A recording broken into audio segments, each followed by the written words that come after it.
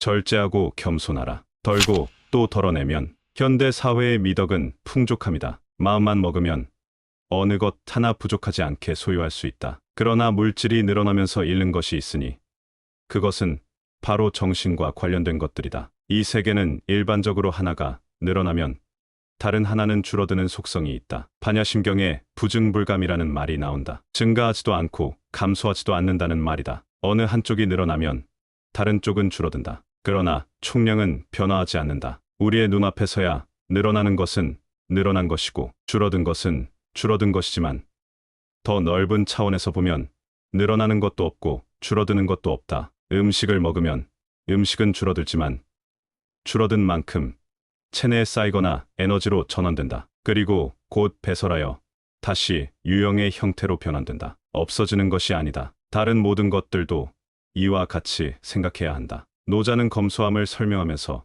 이렇게 말한다. 검소하기 때문에 능이 넓어질 수 있다. 노자의 도는 비움과 고요함이 핵심이다. 검소함은 외물의 절제와 내면의 비움을 동시에 말한다. 인색함과는 다르다. 검소함으로 심신의 건강과 부귀를 달성할 수 있고 보이지 않는 비움의 공료를 얻을 수 있다. 어떻게 보면 노자의 검소함은 불교의 내려놓음과 비슷하다. 내용물이 가득 찬 그릇에는 새로운 음식이 들어갈 수 없고 머릿속이 잡념으로 가득 차 있으면 새로운 영감이 떠오를 수 없다. 그래서 무엇이든 받아들이고 변화하고 싶으면 기존의 것을 먼저 비워야 한다. 그래야 다른 것이 들어올 수 있다. 배가 부를 때는 어떤 맛있는 음식이 있더라도 제대로 즐길 수 없다. 방안이 물건으로 가득 차 있으면 새로운 가구를 들여놓지 못한다. 나룻배가 맞부딪히면 서로 욕하고 싸우지만 사람이 타지 않은 빈 배라면 상황은 달라진다. 싸울 대상이 없다. 그저 묵묵히 그 상황을 받아들이게 된다. 검소하기 때문에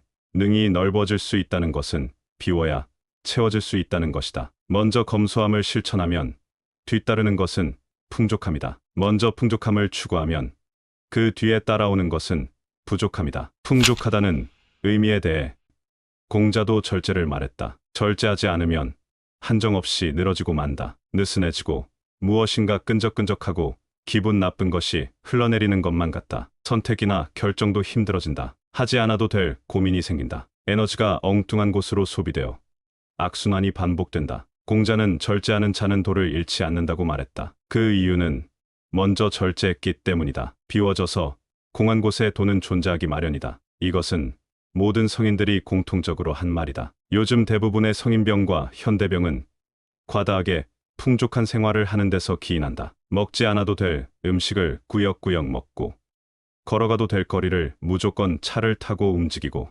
고민하지 않아도 될 일을 하루 종일 되풀이해서 생각한다. 먼저 풍족하게 했으니 뒤따르는 것은 고통뿐이다. 검소함을 실천할 수 있는 사람인지 아닌지 판별할 수 있는 중요한 기준이 있다. 만약 어떤 사람이 맛있는 음식을 앞에 두고도 적절히 식사를 절제할 수 있다면 다른 것들도 절제할 수 있다. 그런 사람은 위장을 비우고 주변을 비우고 머리를 비우고 마음을 비울 수 있는 사람이다. 채우려고 하지 않으면 모든 생활에 걸림이 없게 된다. 나를 올가매는 스트레스와 인간관계에서도 홀가분해질 수 있다. 누군가 나에 대해 좋지 않은 말을 하면 대부분의 사람들은 온종일 그 사람이 왜 그런 말을 했을까? 내가 무슨 잘못을 저질렀을까를 고민할 것이다. 그러나 나에 대해서 이러쿵저러쿵 말한 사람은 자신이 한 말을 전혀 의식하지 않는다. 그 말에 별 가치를 두지 않기 때문이다. 오직 들었던 말을 마음속에 담아두는 사람만이 스스로 침체되어 허우적거릴 뿐이다. 비우지 못하고 담아 두기에 문제가 생긴다. 검소와 절제의 마음으로 행동하는 사람은 고민이 없다. 심각하지 않다. 타인의 험담은 그저 들어왔다가 바로 빠져나갈 뿐이다. 허공에 잠시 존재했다가 사라져 버리는 것을 쓸데없이 낚아채서 오랫동안 씨름하며 가지고 있을 필요가 없다. 금강경의 응무소주 이생기심이 바로 그런 의미다. 응당 머무는 것 없이 그 마음을 낼지니라. 과거에 집착하여 마음속에 많은 것을 붙들어 메고 있을 필요가 없다. 놓아버리고 비워버리면 홀가분해진다. 4번 먹을 것을 3번만 먹고 3번 고민할 것을 2번만 생각하고 2번 입에서 나올 것을 1번만 말하면 생활이 극적으로 바뀔 것이다. 소식하는 사람은 병으로 죽는 일이 없고 고뇌가 적은 사람은 더 행복해지며 혀를 조심히 놀리면 큰 화를 면할 수 있다. 노자가 왜 검소함을 두 번째 보물로 여겼는지, 공자는 왜 절제하면 도를 잃지 않는다고 했는지 생각해 볼 일이다. 분명 그곳에는 중요한 이유가 있는 것이다. 평생 무거운 몸, 무거운 생각을 짊어지고 다닐 필요가 있을까?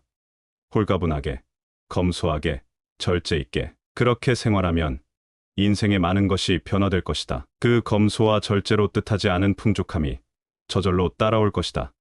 중요한 것은 조용하고 은밀하다. 현재는 겸손과 공손이라는 단어가 어울리지 않는 시대가 되었다. 어디서나 자신을 앞세우려 하고 남보다는 내가 더 낫다고 핏대를 세운다. 내가 조금이라도 옳다고 생각하는 것은 남들이 뭐라고 하든 무조건 옳은 것이다. 그러나 내가 옳고 남이 그르다는 것이 확실한 사실이라 하더라도 반드시 내가 이겨야 하고 남이 져야 하는 건 아닐 수도 있다. 굳이 이겨봐야 남는 건 상처뿐이다. 타인은 좌절하고 나는 개운치 못하다. 사실, 진리나 진실은 그저 객관적인 상태로 존재하는 것이기 때문에 내가 무얼 다시 꺼내어 확인시켜 주고 면박 줄 필요가 없다. 그저 당신 말이 맞을 수도 있습니다라고 이야기하며 겸손하고 공손한 태도를 가지면 그뿐이다. 어설프게 익은 능력을 만천하에 공개하면서 자랑하는 것은 천하에 앞서려고 하는 일이다. 그러면 더 크게 발전하기 어렵다. 무르익기 전에 앞에 나서면